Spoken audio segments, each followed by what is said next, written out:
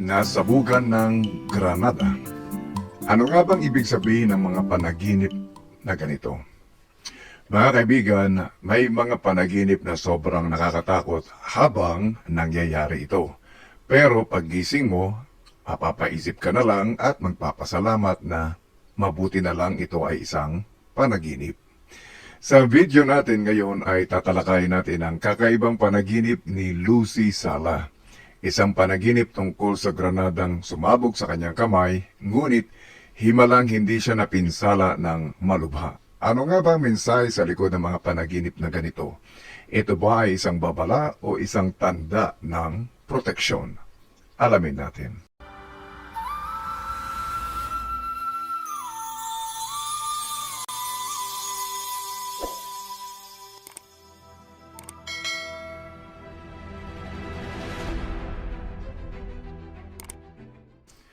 Welcome back to Patnubay TV. Narito ang panaginip ni Lucy. Sir, hawak ko ang granada, tapos hinila ko kaya ayon biglang sumabog. Grabe ang takot ko. Ang sabi ko sa isip ko, patay na ako o sira na ako. Ang mukha ko sira na, ang sarili ko, sobrang takot ko lang. Kaya tinawag ko mga anak ko, kapatid ko. Kaya lang wala sila. Tapos nakita ko ang asawa ko. Sabi ko, nasabugan ako ng granada. Tulungan mo ako. Ang problema, parang wala lang sa kanya. Bali wala lang sa kanya. Na parang hindi niya ako naririnig. Kung kaya pinakiramdaman ko na lang ang sarili ko. Yun pala, konting gasgas o konting pasok lang pala yung nasa kamay ko. Meaning, walang nangyari sa akin o hindi naman ako namatay na ang pagkakaakala ko ay mamamatay na ako. Yun lang po at nagising na ako. Una sa lahat ay maraming salamat sa iyo, Lucy Sala, sa pagbabahagi ng iyong panaginip at lalagyan natin ng balangkas ang mga panaginip na ito.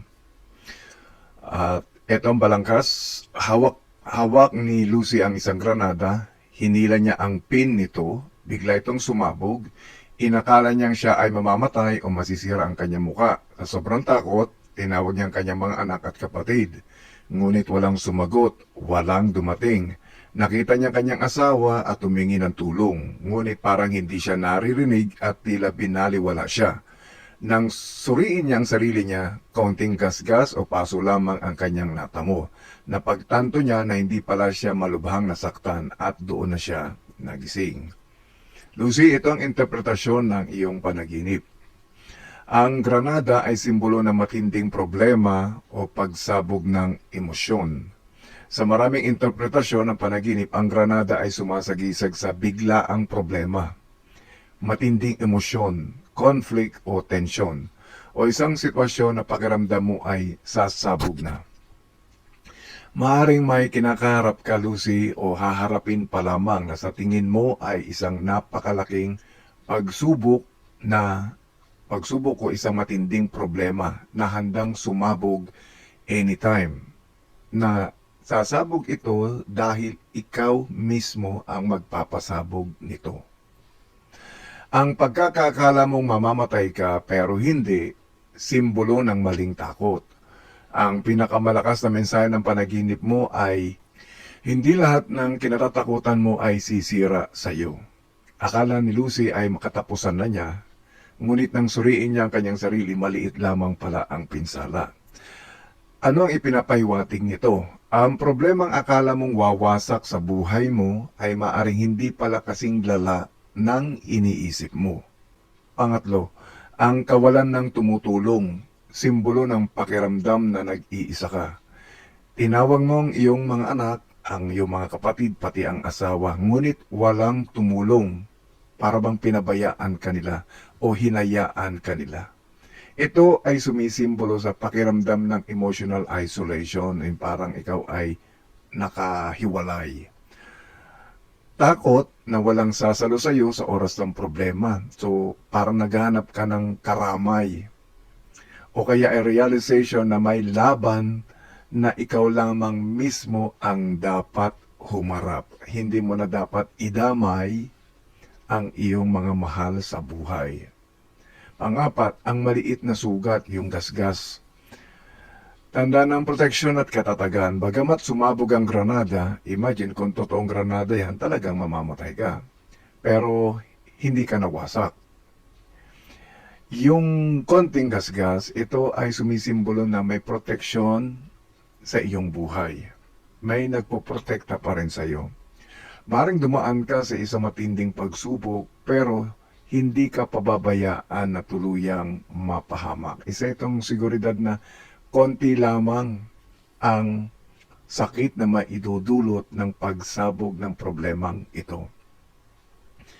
Maaari rin itong tanda na mas matatag ka kaysa sa akala mo. Kasi kaya ka humihingi ng tulong kasi akala mo ay mamamatay ka na, nahihirapan ka na.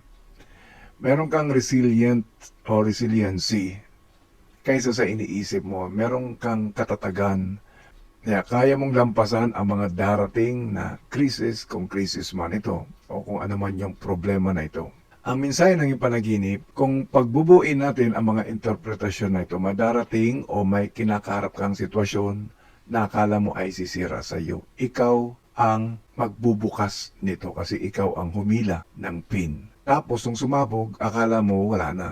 Ngunit sa huli, malalampasan mo ito. Ang takot mo ay mas malaki kaysa sa actual na magiging pinsala. So malit ang pinsala pero sobra yung takot mo. Ito ay paalala na huwag agad pairalin ang panic. Huwag isipin ang worst case scenario, parang kamatayan agad, parang yung dulo na agad. Dahil minsan, ang akala nating katapusan ay simula lamang pala ng ating pagkakatuto. Kung ikaw man ay dumadaan ngayon sa isang sitwasyon na pakiramdam mo ay sasabog na ang mundo mo o napakalaki ng problema sa inaakala mo na pwede mong ikamatay, baka ito ang mensahe para sa iyo. Mas malakas ka kaysa sa problema mo, mas protektado ka kaysa sa iniisip mo. Mga kaibigan, kung gusto mong ma-interpret din ang iyong panaginip, i-comment mo lamang sa ibaba at baka ito na ang isusunod nating tatalakayin. Huwag kalimutang mag-like, subscribe at i-click ang notification bell para sa mas marami pang spiritual at dream interpretation. Hanggang sa muli mga kaibigan at maraming salamat sa inyong panonood.